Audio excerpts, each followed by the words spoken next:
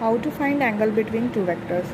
Angle between two vectors निकालने के लिए हमें या तो उसका हेड हेड के बीच का एंगल जानना है या तो उसके टेल टेल के बीच का एंगल पता हो।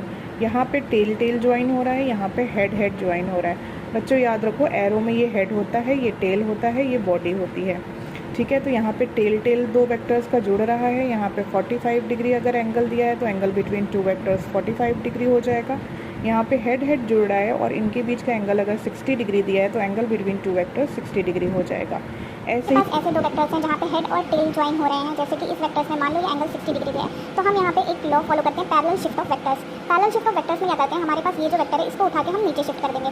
नीचे शिफ्ट करने का मतलब क्या है कि ये एक वेक्टर पहले से था हमारे पास, ये जो वेक्टर है इसी को लंबा करके नीचे की तरफ शिफ्ट कर दो। अगर हम इसको लंबा करके नीचे की शिफ्ट कर देंगे तो इसका टेल यहाँ पे आ गया और इसका हेड यहाँ पे आ गया। ये बच्चों जो पहले वेक्टर था ये 60 डिग्री हुआ, ये एक स्ट्रेट लाइन है, तो ये एंगल कितना हो जाएगा 180 माइनस 60 इक्वल्स टू 120 डिग्री।